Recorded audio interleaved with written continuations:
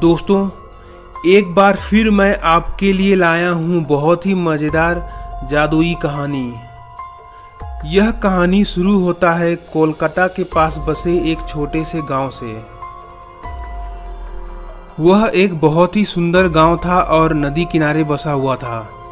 उसी गांव में एक मौसम नाम का लड़का रहता था। वह दूध बेचकर अपना जिंदगी काटता था। वह रोज अपने गाय और बकरियों को चराने के लिए पास के जंगल में लेकर जाता था। वह जंगल में घूमा करता था और पशु और पंछियों को देखा करता था। वहीं पर जंगल में एक पत्थर था, वह रोज उसके ऊपर बैठ जाता और आराम करता।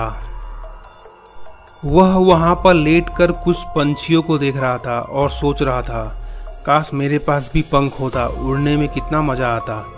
यह सोचकर वह वहां से जा रहा था, तभी उसका पैर पत्थर के एकदम बीच में पड़ गया था और अचानक से उस पत्थर के बीच से कुछ तरंगें निकलने लगी। वह चलते चलते थोड़े ही दूर गया था कि उसने तरंगों को देखा और वहां पर आके देखने लगा और एकदम हैरान हो गया। तभी उसने देखा कि उसके अंदर से एक परी निकली। फिर उस परी ने बताया कि कई साल पहले यहाँ पर एक परियों की दुनिया थी और कुछ राक्षसों ने हमला करके सभी परियों को मार दिया था। वह एक अकेली परी थी जो अभी तक जिंदा थी।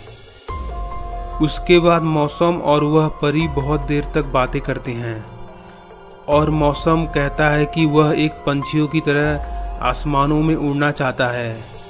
यदि उसको पंख मिल जाए तो मज़ा आ जाएगा। यह सुनकर उस परी ने मौसम को एक जादुई पंख दिया। उसके बाद वह परी कहती है, देखो इसका इस्तेमाल हमेशा सही कामों के लिए करना। उसके बाद वह परी घूमने चली जाती है और मौसम भी पंख पाकर बहुत खुश होता है और उसके बाद अपने गाय और बकरियों को लेकर अपने घर वापस चला जाता है। फिर घर पे गाय और बकरियों को छोड़ के वह पंख लेकर बहुत दूर तक उड़ने निकल जाता है और कुछ देर तक उड़ने के बाद वह घर वापस आ जाता है। एक दिन उस गांव में एक गुब्बारा वाला आता है। गुब्बारे ले लो गुब्बारे।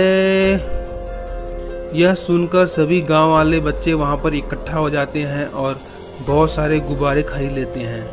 तभी वह गुब्बारा वाला पैसे लेने के लिए थोड़ी देर के लिए एक बच्चे को पूरा गुब्बारा पकड़ा देता है, लेकिन थोड़ी सी हवा चलने की वजह से वह बच्चा ऊपर उड़ने लगता है। थोड़ी देर तक उस बच्चे को उड़ते हुए मज़ा आता है, फिर वह डरने लगता है और उस गुब्बारे को छोड़ता ही नहीं है।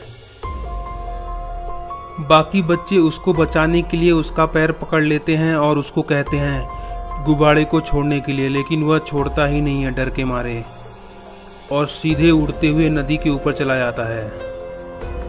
तभी उसको मौसम देखता है और उड़ते हुए वहां पर जाता है और उस बच्चे की जान बचा लेता है। एक दिन उस गांव में एक बूढ़े अंकल स्कूटर चलाते हुए अपने घर वापस जा रहे थे और उसी दिन मौसम भी कुछ सब्जियां खरीदने रेलवे पटरी के पास वाले दुकान के पास जा रहा था। वह बूढ़े अंकल जैसे ही रेलवे क्रॉस कर रहे थे वैसे ही उनका एक्सीडेंट हो जाता है और उसी समय दोनों तरफ से रेलवे का फाटक भी बंद हो जाता है। तभी मौसम जल्दी से अपने जेब से वह जादुई पंख निकालता है और उन अंकल की जान बचा लेता है। इस तरह उनका एक्सीडेंट होते होते बच जाता है। उसी गांव में एक रंगा नाम का आदमी रहता था और वह बहुत ही बदमाश था। उसको भी इस पंख के बारे में पता चला और वह सीधे मौसम के पास आया और पंख के बारे में उसको पूछने लगा, यह जादुई पंख तुमको कहाँ से मिला? उसके बाद मौसम ने सारी कहानी रंगा को भी सुनाया। फिर रंगा को लालच आया और वह सीधे दूसरों की गाय और बकरी चोरी करके चराने निकल गया और झूठ झूठ बोल के उस परी से अपने लिए एक पंख मांग लिया।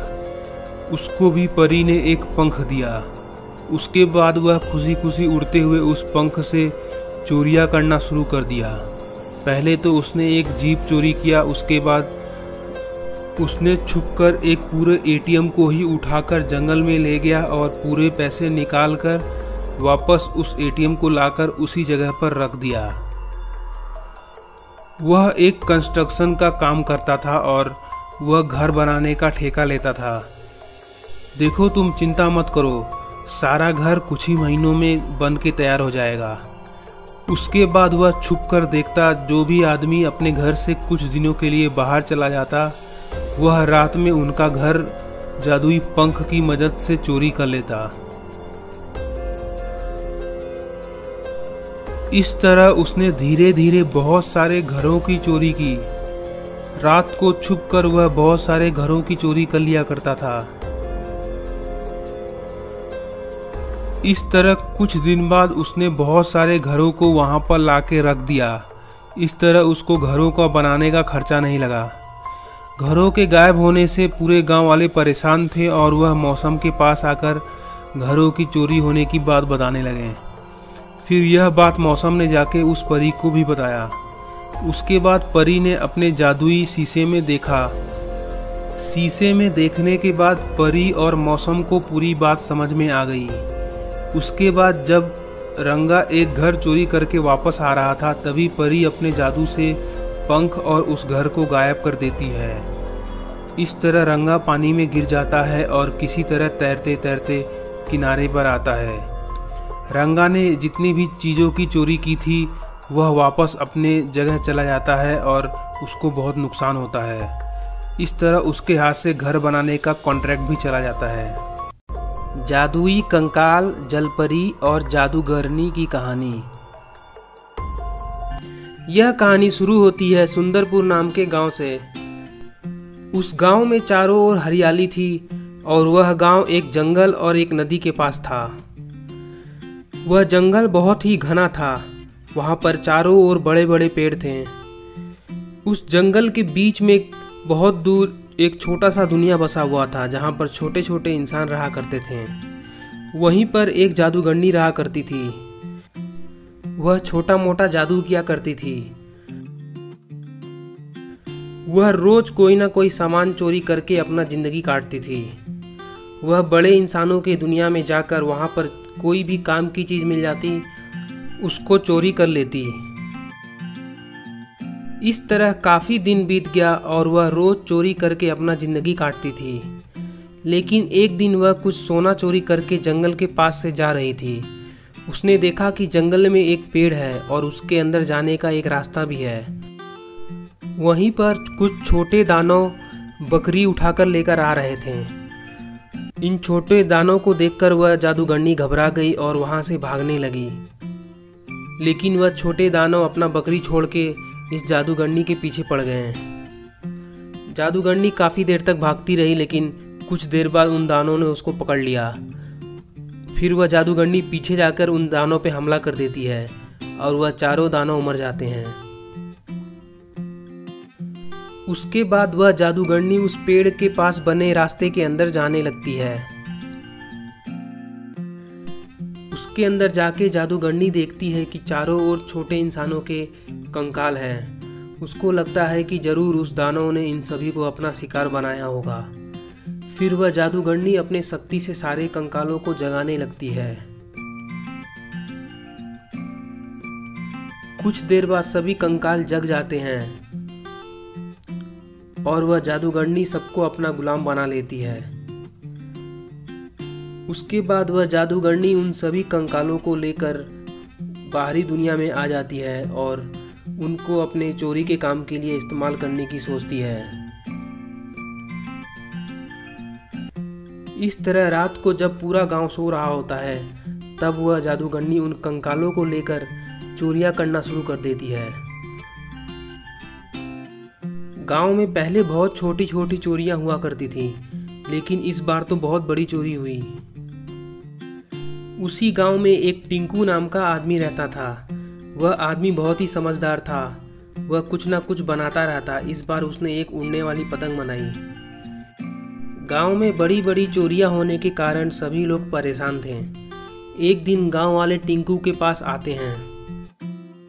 एक आदमी बोला, भाई टिंकू, गांव में तो बहुत चोरियां हो रही हैं। पता नहीं कौन कर रहा है ये चोरियां। पहले तो छोटा मोटा चोरी हुआ करता था, पर मेरा बहुत सारा सामान खो गया है अब। तभी टिंकू बोला, सही कह रहे हो तुम, मेरा भी बहुत सारा सामान खो गया है। पता नहीं कौन कर रहा है ये चोरियां, कुछ करना पड़ेगा। फिर टिंकू सोचने लगता है कि किस तरह उन चोरों को पकड़ा जाए। फिर उसके दिमाग में एक आइडिया आता है और वह अपने घर के सामने एक छोटा सा कैमरा लगा देता है। रात को जब वह जादूगरनी चोरी कर रही होती है तो वह उस कैमरे में रिकॉर्ड हो जाता है। सुबह टिंकू रिकॉर्ड किया हुआ सारा वीडियो अपने गांव वालों को दिखाता है। गांव वाले उन छोटे जादूगरनी और कंकालों को चोरी करते देख चौंक जाते हैं। फिर टिंकू उनको सबक सिखाने के लिए कुछ सोचता है। वह एक छोटा सा खिलौना बनाता है जिसके सामने आग उगलने वाला मशीन लगाता है। फिर रात को वह रिमोट लेके अपने घर के पास छुप जाता है और इंतजार करता है कब वह जादूगरनी और कंकाल चोरी करने आएंगे। जैसे ही वह जादूगरनी और कंकाल चोरी करने आते हैं, वह वहां पर अपना कार चालू कर देता है। कंकाल यह सब देखकर भागने लगते हैं। टिंकू खिलौने कार से उन कंकालों और जादूगरनी का पीछा करने लगता है। कुछ देर बाद उसमें से आग निकलता है और सभी कंकाल इधर उधर गिर जाते हैं। जादूगरनी भी भागने लगती है। कुछ देर बाद वह कंकाल टिंकू पे भी हमला कर देते हैं। टिंकू के पैर में चोट लग जाता है और वह नीचे गिर जाता है और बेहोश हो जाता है और उसका रिमोट दूर जाके गिर जाता है। इधर जादूगरनी कार पे हमला कर देती है और कार दूर जाके गिर जाता है। उधर टिंकू को सारे कंकाल पीटने लगते हैं और कुछ देर बाद बेहोश होने पर उसको उठाकर लेके चले जाते हैं। उधर टिंकू के पिताजी उठकर चारों ओर देखने लगते हैं। उनका बेटा कहीं नहीं दिखता है। तभी वह रिमोट देखते हैं और उसको उठाकर उस खिलौने कार को चलाने लगते हैं और जादूगरनी पे हमला करना शुरू कर देते हैं। पास में ही एक बिल होता है। जादूगरनी उसके अंदर भाग जाती है। तभी वह खिलौना कार उसके अंदर आग लगा देता है और जादूगरनी उसके अंदर मर जाती है और सारे कंकालों को मारने लगती है, लेकिन कंकालों को कोई असर होता ही नहीं है। तभी टिंकू का पिताजी आकर उस बिल को बंद कर देता है और अपने बेटे को जंगल की ओर जाके खोजने लगता है, लेकिन कंकाल उसके बेटे को लेकर बहुत दूर निकल चुके होते हैं। वह दुखी होकर एक नदी के किनारे घूम रहा होता है। तभी नदी से एक जलपरी निकलती है और पूछती है कि क्या हुआ उसको। फिर टिंकू के पिताजी ने उस जलपरी को पूरी बात बताई कि किस तरह कुछ कंकाल उसके बेटे को उठाकर लेकर चले गए। फिर जलपरी ने कहा कि उसने कुछ कंकालों को एक आदमी को उठाकर ले जाते हुए देखा और उसने यह भी बताया कि वह कंकाल किस तरफ गए हैं। उसके बाद जलपरी ने एक जादुई बोतल दिया जिसमें कि जादुई पानी था। उससे कंकालों को मारा जा सकता था। फिर टिंकू का बनाया हुआ पतंग लेकर उसके पिताजी उड़ते उड़ते जंगल की ओर निकल जाते हैं और वहां पर जाके झाड़ियों के बीच में छुपकर देखते हैं कि उसका बेटा ज़मीन पर बेहोश पड़ा है। तभी वह जादुई पानी उन कंकालों पे फेंक देते हैं और वह कंकाल सभी मर जाते हैं। फिर उसके बाद दोनों टिंकू और उसके पिताजी घर की ओर निकल जाते हैं।